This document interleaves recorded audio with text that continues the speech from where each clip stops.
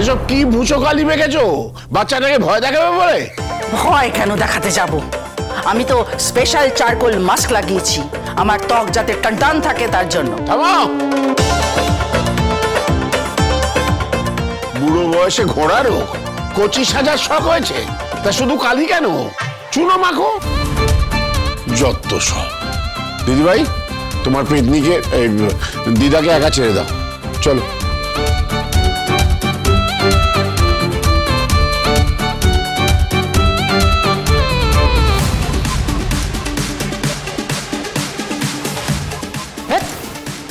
আপদ কোথাকার, মরণ দশা একেবারে হাঁ করে দাঁড়িয়ে দাঁড়িয়ে গিলছে।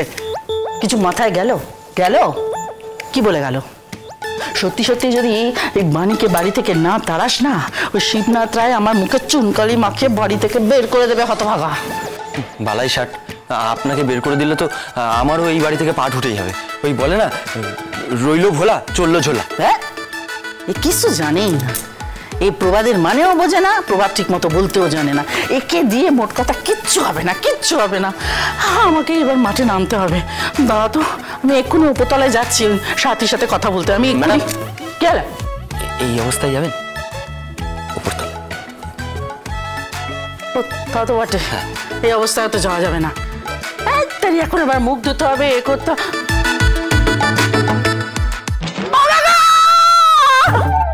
পুজো পাঠ সুষ্ঠুভাবে সম্পন্ন হলো মা।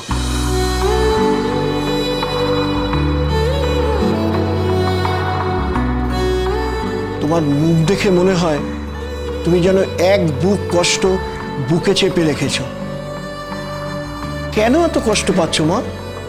আমি হাজার চেষ্টা করেও যে ভালো থাকতে পারছি না ঠাকুর মশাই।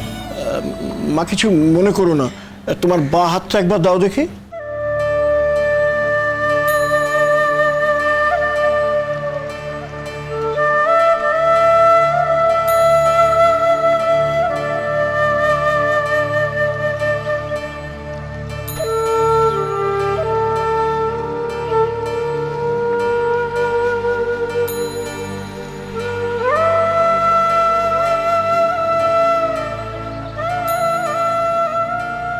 কি হলো ঠাকুর মশাই?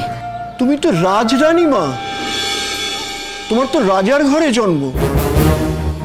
হ্যাঁ, তবে জন্মের পর থেকেই নানা দুর্যোগ, এখনো দুর্ভোগ চলছে ঠিক, তবে সেটা সাময়িক।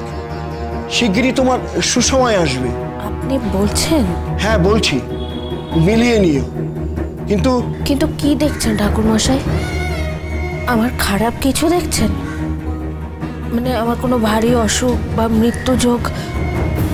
আমার কিছু হয়ে গেলে আমার মেয়েটাকে তো মানুষ করার কেউ নেই, ও যে বড্ড ছোট।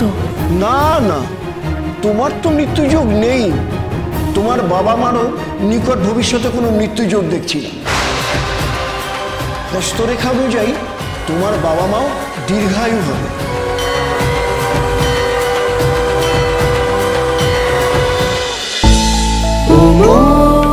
দরদিয়া সোম থেকে রবি প্রতিদিন সন্ধ্যে ৭টায় স্টার জলসায় ও জিও হটস্টারে।